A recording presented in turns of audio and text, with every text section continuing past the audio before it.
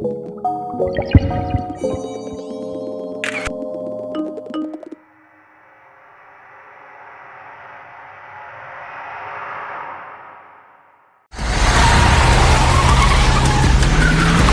ní tó bá sọ pé o mọ̀ ojú, o wá ní Àyàndèjì lẹ́gbẹ̀ẹ́, o wá ń lùlù bó ṣe yẹ kó lù fún ẹ, o tún wá ń pòṣèjó. Definitely something is wrong somewhere.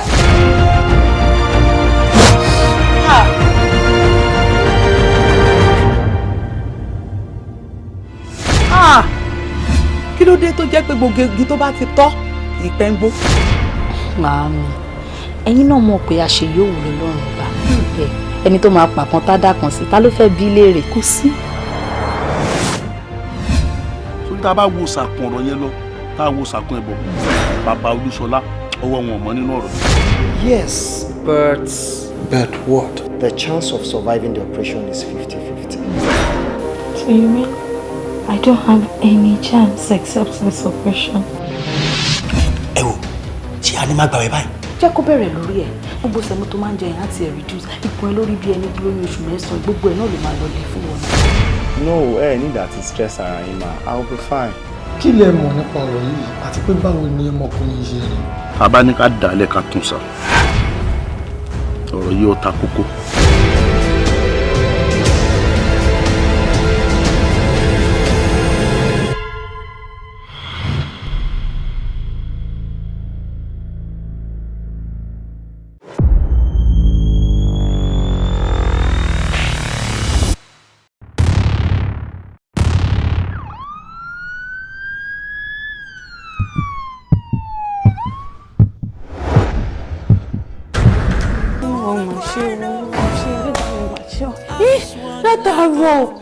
Why are you talking to me? Because I'm your wife and I care so much about you. Are you mad? Complete sentence there. Is it true? What? Show tell me no yago e. Bíbí tí ruwa ẹ bá tún wá bá sọ̀rọ̀ tá la fẹ́fẹ́ tó ń fi wá ṣakọ tó ní àwọn abehun tó máa sọ wọ́n di bẹ̀bẹ̀ tó máa nà tó fẹ́fẹ́. Kí ló máa ń ṣẹlẹ̀ sínú bèbí yẹn? Even if heaven would fall, that still wouldn't make it a home for her. Wọ́n ní èmi ni mo fa gbogbo nǹkan tó ń ṣẹlẹ̀ sí wọn. I know nothing about this. Ta ló mọ̀ bí tó rìn bẹ́ẹ̀ bẹ́ẹ̀ lọ? Ta ló mọ̀ bí tó rìn òṣìṣẹ́ lọ tó ti kọ́ ọmọ ní àwọn ilé ọba mi? You just slapped me.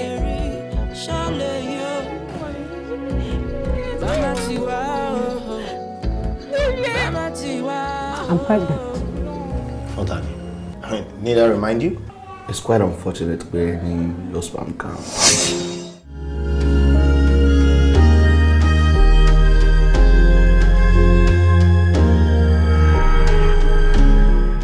Promise? I promise. Doctor!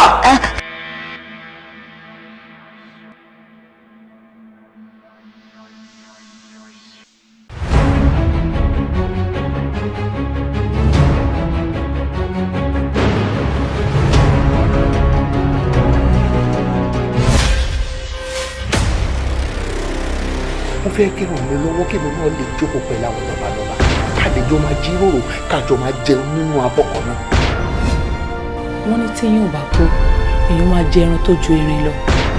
Agogo tó lu 12 ó máa ń bọ̀ wá lùkàn. Ó mọ̀ pé kéèyàn tó ṣiṣẹ́ kó tó dákọ́ ní iṣẹ́ gidi ni. Kéèyàn tó jẹ ọ̀pọ̀lọpọ̀ ọ̀yà kí wọ́n tó máa pèèyàn léèyàn kì í ṣiṣẹ́ kékeré o. Ọ̀rẹ́ ti yé mi. Nǹkan tó fẹ́ kí n ṣe yẹn mo ti mọ̀. Bọ̀ èso onílò mi fún ẹ. Èso onígbára mi lò láti gbé ọwọ́ mi sókè láti fún ẹ létí àbí láti lù ẹ. Ọlọ́run, wèrè máa yìí. Ẹ̀mí pé ọ̀rọ̀ tẹ́ sọ fún mi yẹn, obìnrin tó kú sínú mọ́tò yín gbà ẹ̀, ìyàwó ọ̀gá ni. Túndé, ìwọ fẹ́ gbàbọ̀dẹ̀ fún mi nínú iléeṣẹ́ yìí. Ìwọ kábúrú ẹ kò káfílá já lọ́wọ́. Ọ̀rọ̀ yóò ní wọ̀ láíláí. Get out of this place now. Ṣẹ́rí ti bàbá agent a gbúdọ̀ gbiná wojú ẹ̀ ni o. Oh my God, ó jẹ́ gbèsè. O tún disrespect caretaker. I will be losing in 2 ways. So o lè dájú pa. Kí lẹ sọ? A ní so o lè dájú pa. Ọ̀dájú ló bí owó. Ọ̀dájú ló gbowó. Bẹ́ẹ̀ni. Mo ti wá rí i pé o ti ṣetán láti ṣe nǹkan tí mo ní pé kó o ṣe.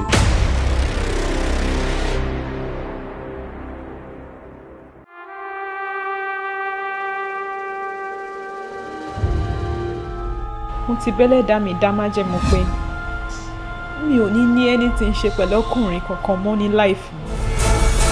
Jọ̀ọ́ má bínú sí mi. Iṣẹ́ èṣù ni.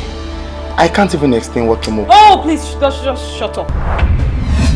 Kí ló wọlé ayé ẹ tó jẹ́ pé àwọn ìwà tí ò tọ́ ló ń wù lẹ́nu ọjọ́ mẹ́ta. Like I used to tell you, ìwà tó bá wà nínú ẹ̀ tẹ́mi inú ẹ̀ bá ní kò wú lójú èmi pẹ̀lú bàbá ẹ̀. Wọ́n ti pa generator shrine. Ó ní wo wá la fẹ́ kọ sí gbẹ̀dù nígbà tó lóun fẹ́ fọmọ tọmọdé lóun ò gbà kó máa ló ń lo ẹ̀ nígbà tó ń ṣe dandan. Wo tó bá torí ọkùnrin kan ẹgbẹgbẹ̀rún ọkùnrin ló máa kọjá lórí sàárẹ̀ ẹ̀. Mo lè wait láti meet àwọn parent ẹ nítorí pé mi ò lè wait láti fẹ́ sílẹ̀. We all know how much you love him. But at the same time, ó ti fi rẹ̀ hàn nìyẹn. Ó ti jẹ́ ká mọ̀ pé ẹranko lásán lòun. Wo àwọn àgbà ní bí àṣà bá lùgbàdì àtẹ tí òròfó má ṣẹlẹ̀ yẹ̀yẹ̀ torí ohun tó ń ṣẹyẹ padà bọ̀ wá ṣẹyẹ. Nítorí yẹ kẹ́ ẹ ṣe tẹ́ ẹ bá tètè ṣe yóò wò ṣòṣòṣò ńjọ́ kan báyìí yóò sì lọ rè tọwọ́ bọ náà. Tí Kọ́lá bá tiẹ̀ máa cheat on me, why tó fi máa cheat on me with my friend, my very close friend? Ṣé o mọ̀ pé kò jẹun gbádùn lóbìnrin gbà fún? Ẹ nà òun ló ń disturb ló dẹ̀ try láti gbà fún. Ṣé tí wọ́n bá rí ẹ tí wọ́n bá rí ètò ó yẹ kó fi ètò sílẹ̀ kó pa ẹ̀ dànù ni.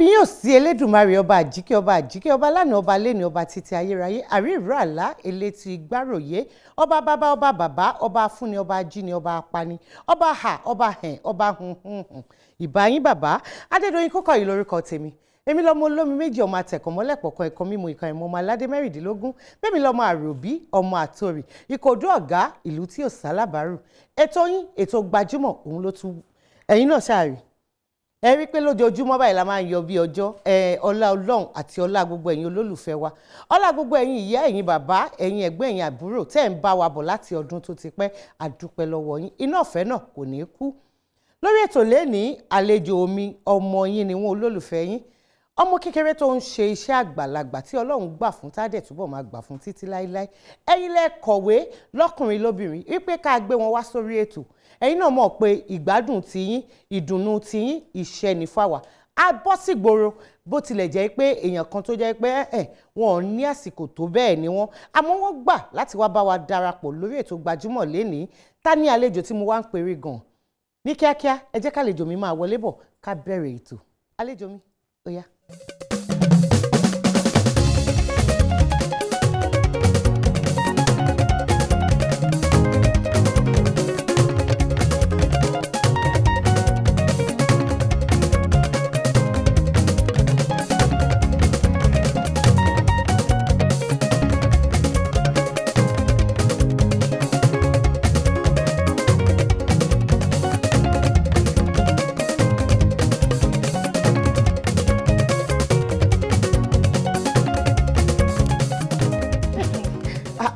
mo rí ọwọ́ tẹ ẹ gbé wọlé yẹn pé ó kọjá bẹ́ẹ̀. àbí. ẹ kú jọ mẹ́ta. ẹ rárá mà. ojú tó rí yín mà síbi ẹ ní igbó díẹ̀ ṣé iṣẹ́ náà ni. iṣẹ́ ni o gbogbo wàhálà location and all. àdúpẹ́ lọ́dọ̀ Ọlọ́run. alihamdulilayi. mo fẹ́ kẹ́ kí àwọn olólùfẹ́ yín nílé kẹ́dẹ̀ dárúkọ yín fún wọn. ẹ̀yin olólùfẹ́ mi nílé lóko orúkọ tèmi ni omidan tèmi Tope Sholaja a.k.a. Aruga a.k.a. Stargirl ṣe dáadáa ni mo bá yín.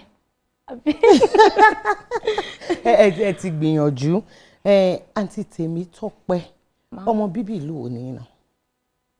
ọmọ Ògùn State ní ìlú Ìṣàgámù. Ìṣàgámù ṣé ẹ gbé Ìṣàgámù rárá àbí ibòmíì ni ẹ gbé dàgbà. mọ́mísí mi àti dáàdì mi ọmọ ìlú kan náà ni wọ́n.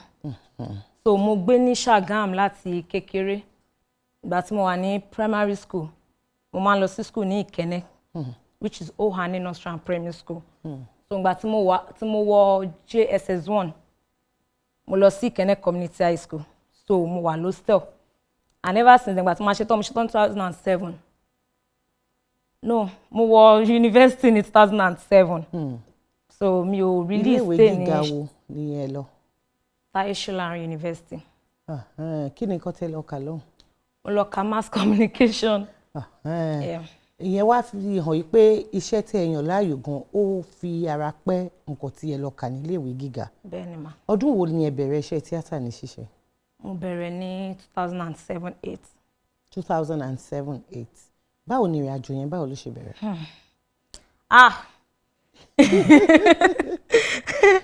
ojú máa ń tì mí ò bọ́ jẹ́ kí n try. ẹ gbìyànjú. nígbà tí mo wà ní 100 level so ìgbà yẹn ni ọ̀gá mi because wọ́n ti jà wọ́n lọ jẹ́ ọ̀gá mi which is Hafiz Eniola Oníléré. So wọ́n wá ṣe múvì kan ní Tope Sholaja University gbà yẹn tó ń pè ní Bami Taleb because mi ò tẹ̀lé ever gbàgbé orúkọ múvì yẹn. So nígbà yẹn ó ní guy kan ní school wa ń gbà yẹn mo máa ń bá ṣeré ẹja ló ní bú ní sọ́ọ̀nì mẹ́. So òun ni ó dà pé òun ni àwọn bọ̀dá Hafiz pè ń pè à ìjọba wa àwọn ọmọ tó pupa àwọn tó máa ṣe bí iye mèrè nǹkan kan bẹ́ẹ̀, and guy yẹn mọ̀ pé mo ní passion fún movie ó mọ̀ pé mo máa sọ pé máa bẹ̀rẹ̀ sí ní máa act mo fẹ́ lọ máa bẹ̀rẹ̀ sí ní máa act apart from school stuff and all. So bóyá sọ fún mi pa Tọ́pẹ́ mo kó ẹ kú oríire o pé wọ́n fẹ́ wá ṣe movie kan ní school o pé bọ̀ ró yẹn ò pọ̀ pé mèrè mo ní wọn ní rojú wa wọ́n máa kun kan sí wa lójú ó ní ọ̀dẹ̀ ṣé o fẹ́ wá ṣe movie ní àbí èwo ní pọ́n máa lókè no problem. So aṣá lọ́nà ń bọ̀ pé àwọn bọ̀dà Báyọ̀ Tìjání pẹ̀lú Hafiz Eniola pé wọ́n máa kọ́ wá wo àwọn tí wọ́n kọ orúkọ ọlẹ̀ tó fẹ́ lò bóyá wọ́n wọ̀tẹ̀ láti ṣe mèrè or not tó ń ṣàwà ń gbà yẹn mo kọ orúkọ mi wọ́n ní pé ká tún wá ní ọjọ́ tó máa ṣe as in tó máa wọlé fún location iṣẹ́ yẹn, and during that period a ti wà on break. yẹn nílé ìwé. bẹ́ẹ̀ni because it was December ó close sí December 31st because mo rántí pé ọmọ 31st ni Adébáyọ̀ Fẹ́mi Adébáyọ̀ because wọ́n ṣe birthday wọn fún wọn ní location gbà yẹn, so ó close sí ìgbà yẹn everybody ti wà nílé. So mo ṣáà dúró pé mi kò sí nǹkan tí mo fẹ́ lọ ṣe nílé eléyìí mo gbọ́dọ̀ wọ movie theatre ṣá ni gbọ́dọ̀ máa act movie so wọ́n á ní pòkè. So ìgbà táwa wọlé fún location yẹn mo dúró because Ìjẹ̀bú Òde náà lọ ti shoot movie so máa lọ sunlé tó bá ti ní ìdáwọn mèrè máa lọ sí location máa ṣe máa padà sílé. So from there mo ṣáà wọ́n lọ so everybody mi ò ní number anybody mi but èmi àti Tọ́pẹ́ Adébáyọ̀ èmi àti wọn máa ń sọ̀rọ̀ mo ní number because wọ́n like wọ́n ní àtọ́pẹ́ so wọ́n like mi bíi àbúrò so a máa ń sọ̀rọ̀ lórí fóònù. Wọ́n á ní àpò bàrà Tọ́pẹ́ pé mo fẹ́ wọlé sí movie kí ni pé ṣé kí n bá máa act London wọn náà no pé nǹkan tó ṣẹlẹ̀ ni pé níbo gangan ló ti fi bẹ̀rẹ̀ mo ní ibi tẹ́ ti rí mi náà ni o iṣẹ́ àwọn bọ̀dá Hafiz wọ́n ní lọ pé bọ̀dá Hafiz kò sanwó kò máa bẹ̀rẹ̀ kó lọ máa act ní group. ẹ sanwó fún bọ̀dá Hafiz Eniola ni. ẹ nà because yẹn máa gba form kò sọ̀fẹ́. bí èlò lẹ san. èlò mo san náà o bíi 20 something àbí 40 ṣá ni mo san ní time gbà mi ò really rántí mọ́. So mo ṣáà pé bọ̀dá Hafiz ọlọ́run tó wà máa bá mi ṣe wọ́n wà ní location níjẹ̀bú Òde iṣẹ́ Lọ́lá Margaret. So mo yẹ pé wọ́n wá ní Tọ́pẹ́ alfambo mo ní mo wà ní Ìjẹ̀bú Òde ọ̀nà àwọn náà wà ní Ìjẹ̀bú Òde máa bọ̀ wá bá wa ní hòtẹ́ẹ̀lì kan ti gbàgbé orúkọ hòtẹ́ẹ̀lì yẹn ṣá ní Ìjẹ̀bú Òde ibẹ̀ lọ ti ń shoot. So mo lọ síbẹ̀ mo sanwó form mo ṣe one sin bẹ́ẹ̀ lọ́jọ́ yẹn àbí two sin. So from there mo máa kúrò ní school at times máa lọ sí Ọ̀yọ́ because Ọ̀yọ́ ló máa ti ń ṣiṣẹ́ jù yes. So mo máa ń kúrò ní Ìjẹ̀bú Òde lọ sí Ọ̀yọ́ so mo wá ń ṣọ́fù school pọ̀ mọ́ acting so mo ṣáà ń shuffle méjèèjì papọ̀ at the same time and thank God for today èmi náà relé ni. Olúwa ṣeun àwọn òbí ìhàwó wa ni wọ́n kọ sí ní ìgbà tí ẹ pinnu pé iṣẹ́ ilẹ̀ fẹ́ ṣe. Nǹkan tó ṣẹlẹ̀ ni pé èmi ni first child. Ẹ̀yin làkọ́bí. Bẹ́ẹ̀ èmi ni àkọ́bí but mọ́mì mi àti dáàdì mi wọ́n ti divorce. Wọ́n wà pọ̀. Bẹ́ẹ̀ ni wọ́n wà pọ̀ láti ìgbà tí mo ti kéré. So ìgbà yẹn tí mo sọ fún mọ́mí pé àpò mo fẹ́ lọ sí pé mo fẹ́ máa bẹ̀rẹ̀ sí ní máa act mọ́mí mi ní pé irọ́ because èmi nìkan ni dáàdì mi bí. So wọ́n ní àpò irọ́ o wọ́n ní pé wọ́n máa ń ṣe kinní kan wọ́n lọ máa ń ṣe gbádá wọ́n máa ń ṣe wọ́n ní mọ́mí kò rí bẹ́ẹ̀ ṣe bí ibi tó bá ti ó depend bí a ti gbogbo wa á yàtọ̀ so ibi téèyàn bá fẹ́ lọ kéèyàn focus pé sókò jẹ́ kí n ṣe wọ́n ní láéláé bóyá wàá pe bàbá ẹ wàá ṣe kinní kan mo ní kò sí wàhálà pé mi ò act movie mọ́ tí bá lọ sí school èmi mọ bí mo ṣe ń ṣe máa lọ location ẹ sá lọ. sọjọ́ kan lọ́kàn yẹ pè mí pé ẹ ló Tọ́pẹ́ ogbọ́n sọ pé wọ́n rí ẹ nínú movie mo ní movie wo wọ́n ní ọpọlọ wọ́n ní kinní kan mo ní bẹ́ẹ̀ ni èmi ni so wọn ò ní choice because wọ́n really receive calls gbọ́ngbà nípa ṣọ́mọ ẹ ti ń act ní ṣọ́mọ ẹ ti ń act so àdúrà lọ́lẹ̀ fi tì mí lọ́ fi ń tì wá náà di wákàtí báyìí. títí di sìn adúpẹ́ lọ́dọ̀ Ọlọ́run ṣé láti ìgbà tẹ́ ti wá pinnu pé iṣẹ́ ilẹ̀ fẹ́ mú ní òkúkúdùn bí eré mélòó lẹ ti gbé jáde gan. eré méje 7 bẹ́ẹ̀. ẹ dárúkọ díẹ̀ fún wa nù. ìkíní Arúgà lẹ́yìn Koro Empire èmi ni mo ṣe Empire then Time àsìkò bọ̀ yẹn ò tí ì jáde Àlejò náà ò tí ì jáde then Stargirl ti jáde. ta ni àǹtí Tèmítọ́pẹ́ gan-an náà.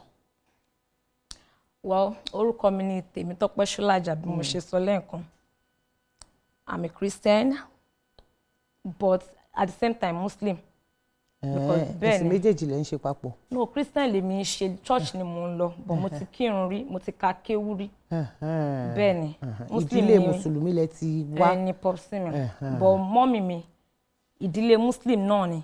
But ọba ni dáàdì wọn ṣe mọ̀ pé àwọn ọba ọ̀dẹ̀ lẹ́sìn tó ní kálukú ń ṣe ẹ̀sìn tó hùn so èmi ń lọ sí church and I'm a very quiet I'm not quiet because ẹnu mi mú àwọn èèyàn máa ń bú mi pé mo lékè and funniest part wọn ò mọ̀ pé mo máa ń tijú mo máa ń tijú gan-an ni mo máa ń tijú àfi ẹni tó yẹ pé mi àti ẹ̀ ti jọ use like mo ẹni yìí máa ti jọ wọnú ara yín dáadáa. but tí bá ẹ̀ṣẹ̀ meet èèyàn tí bá ẹ̀ṣẹ̀ débì kan for the first time mo máa jókòó tẹ́ bá bu omi sí mi ní ẹnu. ibẹ̀ náà lè máa ti bá and I'm also a lover.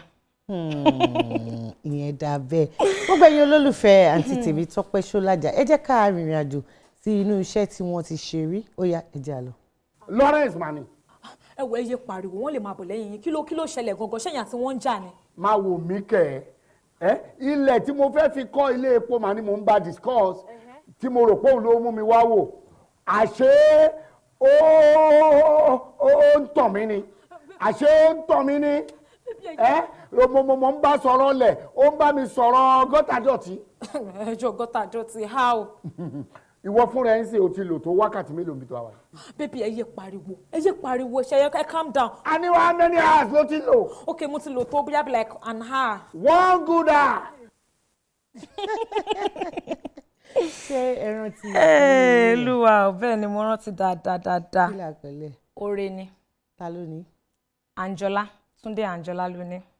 ipa olè kó nínú ẹ̀kọ́. Mo kó ipa young lady kan tó ní man friend yẹn ni Sir Kosoko so as in wọ́n play as in Sir Kosoko wọ́n play character mi nínú movie yìí so there was a guy called Sukanmi Ọmọbọ́láńlé ìyẹn ni ó fẹ́ mi so wá mọ̀ọ́mọ̀ lọ ti Jaiye Kuti wàá bá mi as wòlíì pé ọkùnrin tó bá ti kọ́kọ́ pàdé mi láàárọ̀ nǹkan o òun ni kí n fẹ́ o so Sukanmi á lè wá but nǹkan táwọn bá bọ̀ kọ́ lọ́ bá bí Jaiye Kuti ṣe wọ́n ní àwọn ọmọ ìkíníkan meanwhile fake pastor náà ni Jaiye Kuti bẹ́ẹ̀ ni mo rántí dáadáa so àwọn náà ló tún wá jẹ́ nítorí pé oore nìyẹn wá mi pé àwọn gangan ló tún ìṣòro mi because wọn ò mọ nǹkan tí mò ń go through mo máa ń live bí sadist ni because wọ́n lò máa yẹn wọ́n ń lò kó máa lọ máa bá ọkùnrin sùn nǹkan tó bá fún wọn á lọ máa gbé owó sí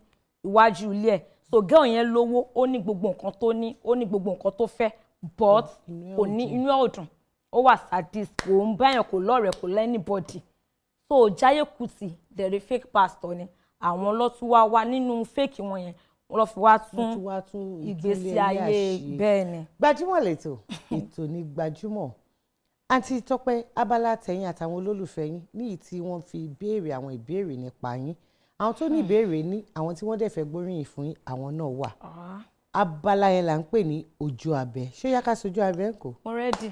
ẹ já sojú abẹ ń kò. Mr. Lanre lórúkọ mi láti ìlú Èkó mo fẹ́ lo àǹfààní láti kí Tope Sholaja she's doing a good work ó ń ṣiṣẹ́ tó dáa mo admire gidi gan and I like her style of things tó ń gbé nǹkan gbà and I wish I so much wish her more nǹkan tó dáa lọ́jọ́ iwájú. Ìbéèrè wá láti àtẹ ayélujára fún yín láti ọ̀dọ̀ Lukman Ṣọ́láàrin àwọn ní pé ọ̀rẹ́ ni ẹ̀yin àti òṣèré tíátà Nkechi Blessing wípé wọ́n gbọ́ pé gbọ́n mi sí omi òtó ó ṣẹlẹ̀ láàrin yín.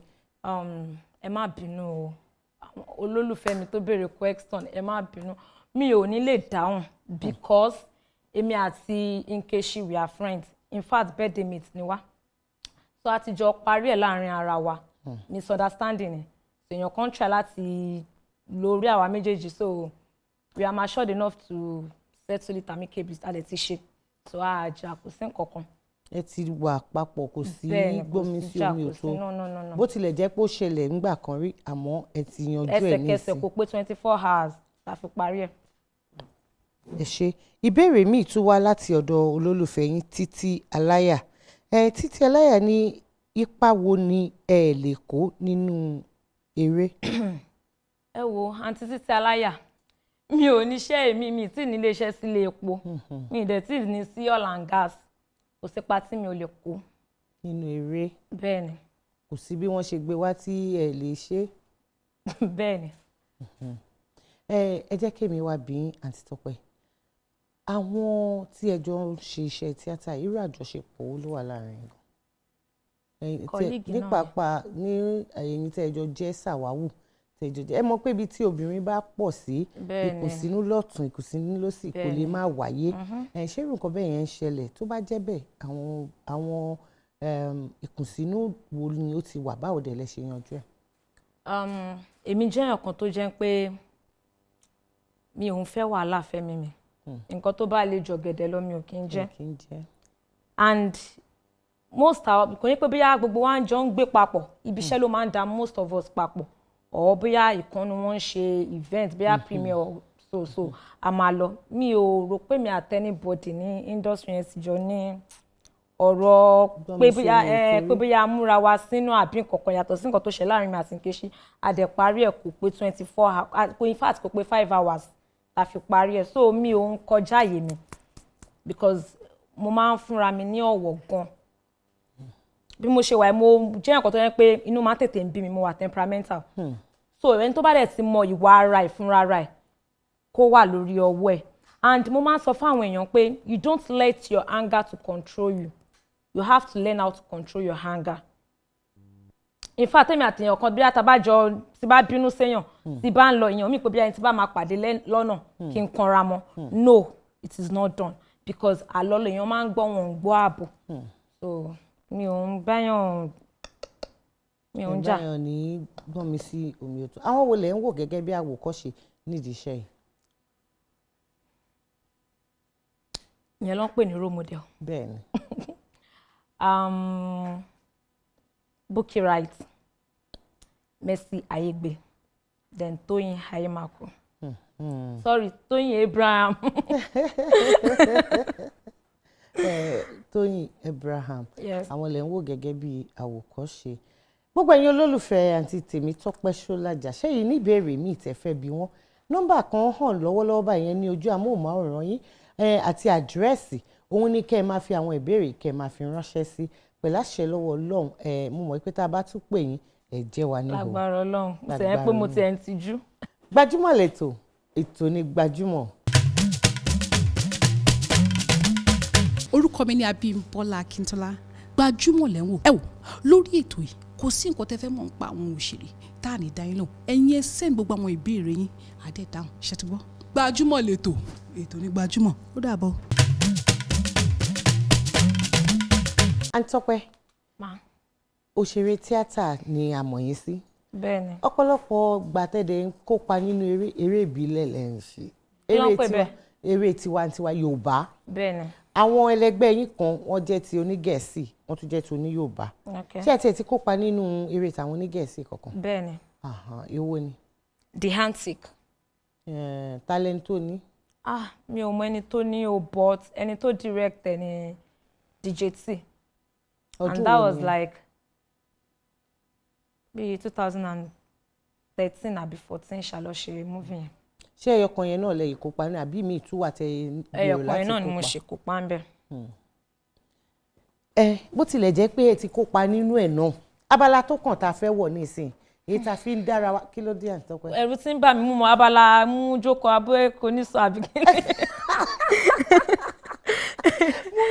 Mo ju ẹbẹ kan ní sọ̀kọ́.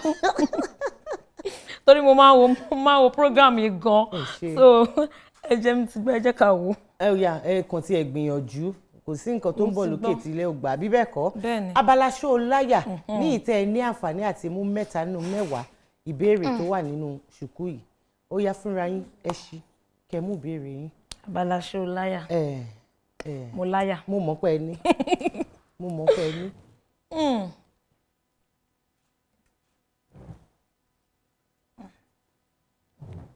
Èmi.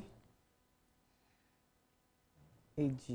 Èèwọ̀ Ọlọ́run ẹlẹ́dàá mi jọ gbàdúrà kí n tó wá abala ṣó láyà dẹ̀ ni mo gbàdúrà lé lórí jù. Ṣé lóòótọ́? Bẹ́ẹ̀ ni. Ìbéèrè ìkẹta tí ó jẹ́ àkọ́kọ́. Igi wo ni àfọ̀mọ́ ò lè fò mọ́?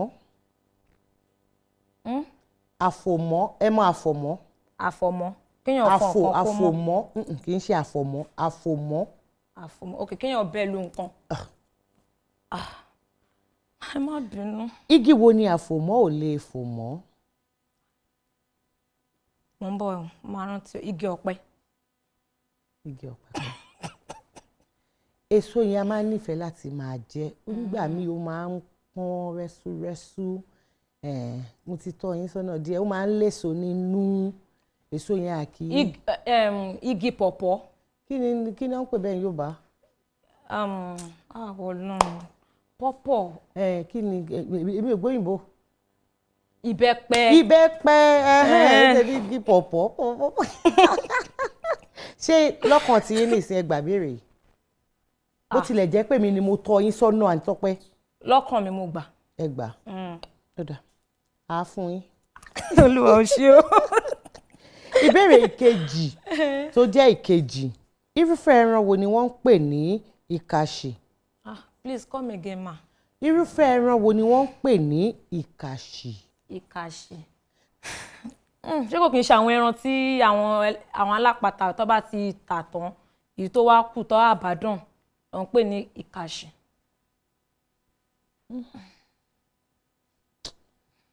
Mi ì ní fún yín. Òun náà ni mò ń try láti explain like ẹran tó ti àbádàn àbí kí ni.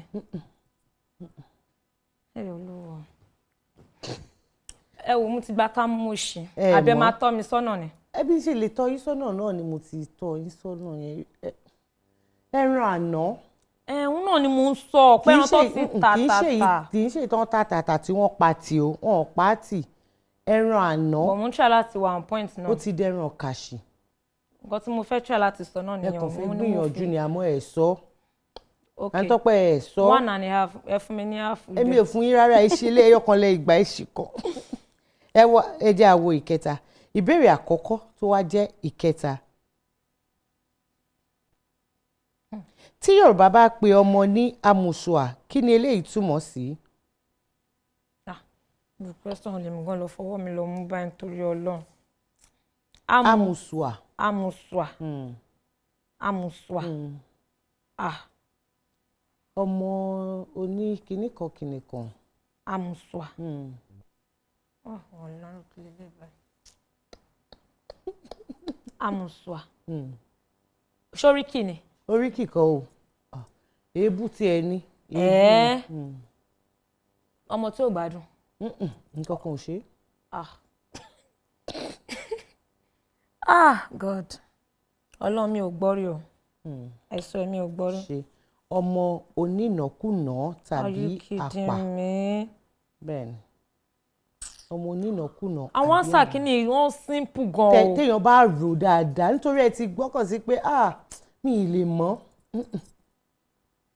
Yorùbá téèyàn bá fi ara balẹ̀ tó bá ní àròjinlẹ̀ lórí ẹ̀ á mọ̀. Ìdí tá a fi gbé abala ìkalẹ̀ èmi mọ̀ pé ìbéèrè mẹ́ta tàbí yín yìí tí wọ́n bá tún bí yín lọ́la àbí lọ́tùnla ẹ ti mọ̀ nìyẹn. Ẹ ṣé. Gbajúmọ̀ lẹ́tọ̀ ètò ní Gbajúmọ̀. Àǹtí Tọ́pẹ́ àwọn ẹlẹgbẹ́ yín míì tí wọ́n ti wá bá wa lálejò níbí wọ́n ní yàtọ̀ sí iṣẹ́ tíátà àwọn tó ní àwọn nǹkan míì tí wọ́n ń ṣe gẹ́gẹ́ bí okòwò kí ni nǹkan míì tẹ̀yin ń ṣe yàtọ̀ sí iṣẹ́ tíátà?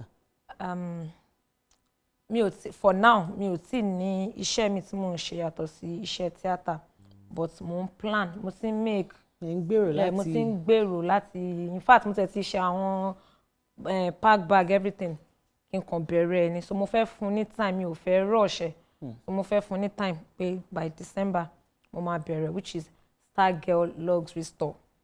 Kí ni nǹkan tí ẹ fẹ́ máa tà níbẹ̀?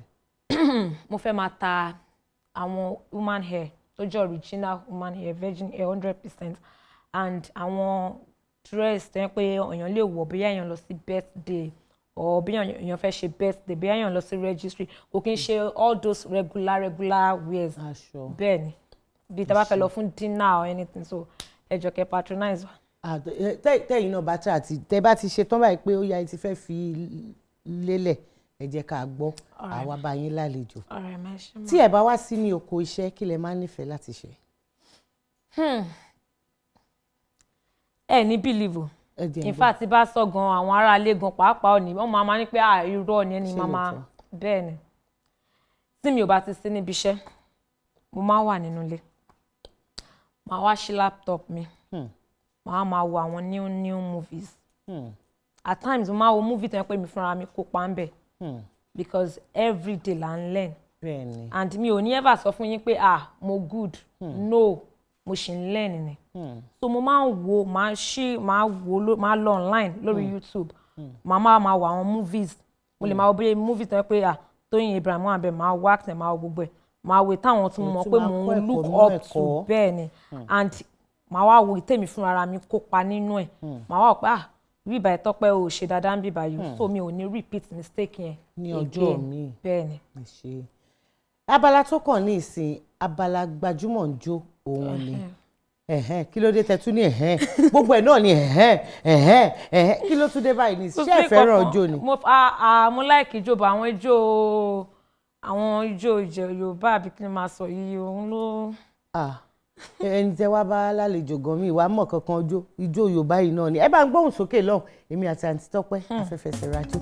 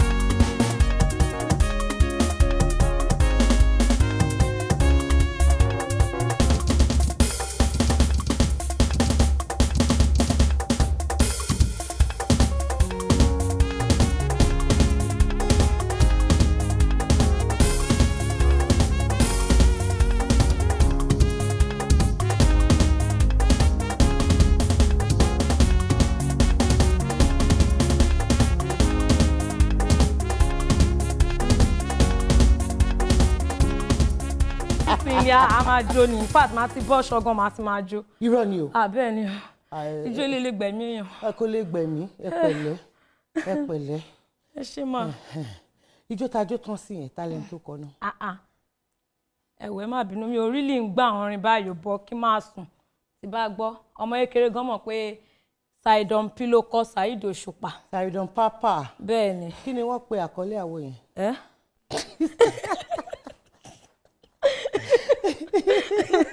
Ṣé mo pé ìgbéraga lẹ fi dárúkọ wọn fún mi pé kí n rìn tí n bá ń sùn gan kí ló pa àkọlé ẹ̀.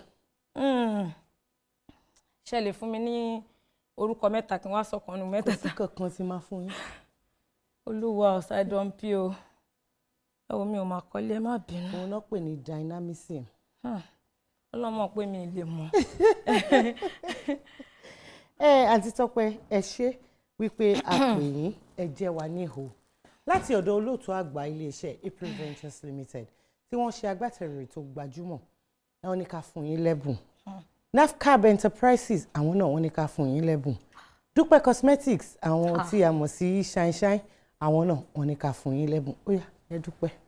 Ẹ wo abala tí mo láìkì jù lẹ́gbẹ̀ẹ́ wa. Kẹ́ máa gbẹ̀bùn ni kẹ́ máa gbẹ̀bùn lọ́fẹ̀ẹ́. Abala tí mo láìkì jù lélẹ́yìí. Ẹ ṣé mo dúpẹ́ o iléeṣẹ́ Gbajúmọ̀ iléeṣẹ́ yín ò ní jóná. Àmín. Lágbára Ọlọ́run òkè òkè báyìí lẹ máa lọ. Àmín. God bless you. In fact ẹ̀yin náà lè ń pẹ̀lú àwọn tó yẹ pé ẹ̀ ń sell wa out pé káwọn èèyàn tún máa rí wa lágbára Ọlọ́run ọ̀nà kì í dímọ́jọ́ kó má la ọ̀nà yín ò ní dín o. Àmín. Ẹ ṣé gan mo dúpẹ́. Olúwa ló ṣe òun. Kí àǹtí Tọ́pẹ́ bí wọ́n ṣe ń tú àwọn ẹ̀bùn tẹ́ ẹ fún wọn ẹ jẹ́ kémi máa fi àsìkò yìí máa fi dágbére pé kọ́ sìmí títí òun làwo sìmí títí sìmí jìnà làwo sìmí jìnà ká sí ni títí kò dàbí ká bá ni délé kò dàbí ká jọ lápèrò rere àdúrà tèmi sí gbogbo yín ni pé kí Ọlọ́run Elédùmarè ńkọ́ kó má kọ àtúnrìn gbogbo wa Adédoyin Kúkọ̀yí ló ń dágbére pé láyọ̀.